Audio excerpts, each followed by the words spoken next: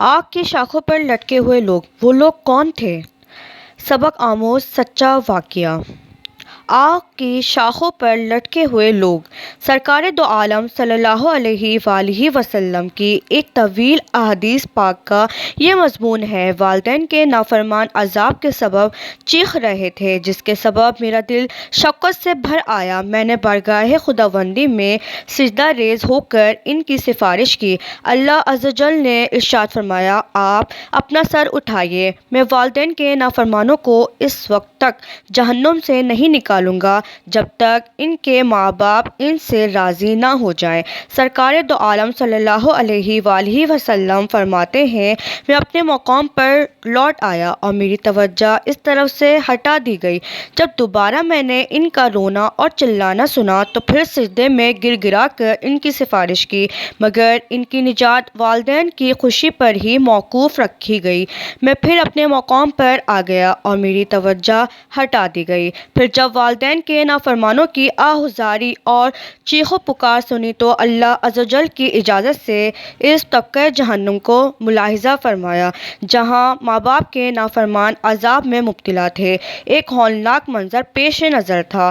والدین کے نافرمان آگ کی شاخوں سے لٹکے ہوئے تھے اور فرشتے ان کی پیٹھوں اور رانوں پر آگ کے کوڑے برسا رہے تھے۔ ان کے قدموں کے نیچے سانپ اور بچھو دوڑ رہے تھے اور ان کو ڈس رہے تھے۔ عذاب کا یہ دردناک منظر دیکھ کر رحمت عالم صلی اللہ علیہ وآلہ وسلم کی چشمان کرم سے آنسو بہنے لگے۔ سرکار فرماتے ہیں، میں نے پھر سجدے میں جا کر ان کی سفارش کی تو ان کی نجات والدین کی رضا پر ہی موقوف رکھی گئی۔ اللہ عز و جل کی اجازت سے ان کے والدین، جن پر اللہ عز و جل کا فضل و کرم تھا، ان کے پاس تشریف لے گئے اور ان کی اولاد کو معافی دینے کے لیے فرمایا۔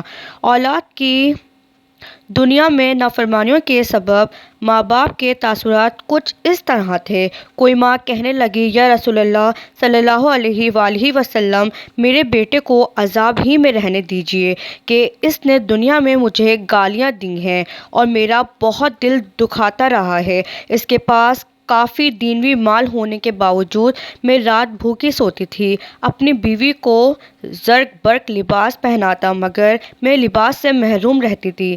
کوئی ماں بولی، میں اس کی اصلاح کے لیے کوئی بات کہتی تو یہ مجھے مارتا تھا اور مجھے گھر سے نکال دیتا تھا۔ سرکار دو عالم صلی اللہ علیہ وآلہ وسلم نے اللہ عز و جل کی اجازت سے والدین کو ان کی اولاد کا عذاب دکھایا۔ یہ دیکھ کر وہ بے ساختہ پکارے تھے کہ واللہ، ہمیں معلوم نہ تھا کہ ہمارے لختے جگر اس قدر عذاب میں مبتلا ہیں۔ ہر ایک اپنے بیٹے اور بیٹی کا عذاب دیکھ کر مارے شفقت کے چلا چلا کر رونے لگا۔ جب نافرمانوں نے اپنے اپنے والدین کے رونے اور چیخنے کی آوازیں سنی تو وہ بھی دوڑ کر اپنے اپنے والدین کو پکارنے لگے۔